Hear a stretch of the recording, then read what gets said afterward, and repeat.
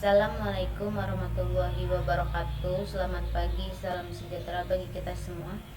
Perkenalkan, nama saya Linda Nuraini dari Prodi Manajemen dengan NIM 28922500010. Di sini saya ingin memaparkan materi tentang akuntansi perusahaan dagang.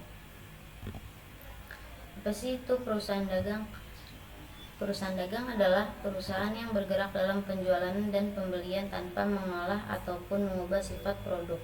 Perusahaan dagang yang pastinya fokus pada kegiatan menjual dan membeli barang. Bagaimana sih kita mengetahui perbedaan perusahaan dagang dengan perusahaan lain seperti perusahaan jasa? Tentunya perusahaan jasa bergerak dengan menyediakan jasa sebagai pemasukan utamanya. Selain perbedaan mendasar pada kedua perusahaan tersebut, kita juga dapat menentukan perbedaannya pada laporan laba rugi masing-masing perusahaan. Pada perusahaan jasa sendiri, laporan laba rugi dimulai dari pendapatan jasa, dikurangi biaya atau beban operasi sehingga menghasilkan laba bersihnya. Sementara pada perusahaan dagang, laporan laba rugi dimulai dari penjualan dikurangi dengan harga pokok penjualan untuk menghasilkan laba kotor. Setelahnya, laba kotor dikurangi beban operasi sehingga menghasilkan laba bersihnya. Di sanalah perbedaannya. Dalam akuntansi perusahaan dagang, terdapat beberapa akun yang dikhususkan. Akun yang dikhususkan perusahaan dagang seperti contohnya yang ini ada pembelian, potongan pembelian, retur pembelian dan pengurangan harga, beban angkut pembelian, penjualan, potongan penjualan, retur penjualan, dan pengurangan harga, beban angkut penjualan, dan yang terakhir ada persediaan barang dagangan. Selanjutnya ada sistem pencatatan persediaan. Ada metode persediaan periodik. Metode persediaan periodik adalah suatu sistem pengelolaan persediaan di mana dalam penentuan persediaan dilakukan melalui perhitungan secara fisik yang dilazim dilakukan pada setiap akhir periode akuntansi dalam rangka penyiapan laporan keuangan. Selanjutnya ada metode persediaan perpetual, suatu sistem pengelolaan persediaan di mana pencatatan mutasi persediaan dilakukan secara terus-menerus dan berkesinambungan sehingga mutasi persediaan selama satu periode termonitor dan setiap saat jumlah maupun nilai persediaan selama satu periode. Selanjutnya ada potongan penjualan. Jika penjualan dilakukan secara kredit, maka syarat pembayaran di masa akan datang harus ditetapkan dengan jelas. Contohnya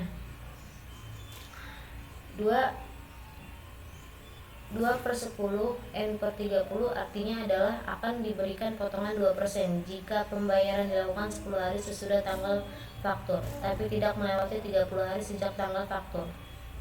N/30 yang artinya harga faktur neto atau keseluruhan harga faktur harus dibayar dalam waktu 30 hari sesudah tanggal faktur.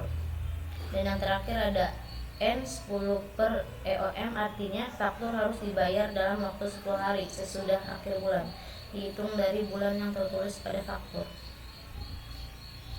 Selanjutnya ada penjualan barang dagangan. Penjualan barang dagangan bisa dirumuskan dengan kas penjualan XXX. Seperti contoh ini ada penjualan kredit, piutang dagang, penjualan, ada retur penjualan, retur dan potongan penjualan, piutang dagang. Selanjutnya ada contoh soal transaksi.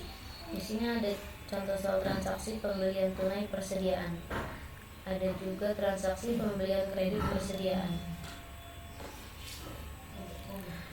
Contohnya 3 Januari PT ABC membeli persediaan kepada Toko Cantik sebesar 2.500.000 secara tunai dan membayar ongkos kirim sebesar 100.000.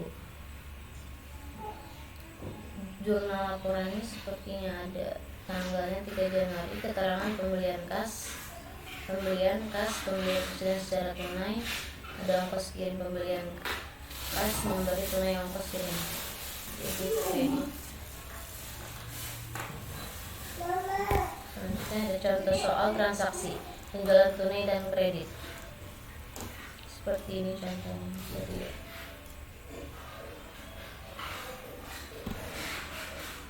Ada contoh soal retur dan potongan penjualan juga.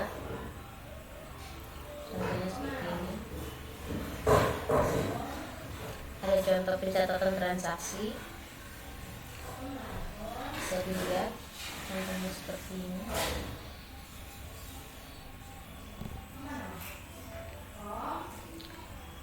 Dan di sini ada menghitung beban pokok penjualan periodik persediaan awal ditambah kemudian dikurangi dalam persediaan akhir.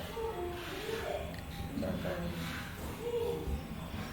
bisa dilihat contohnya. Ya, terima kasih. Sekian dan terima kasih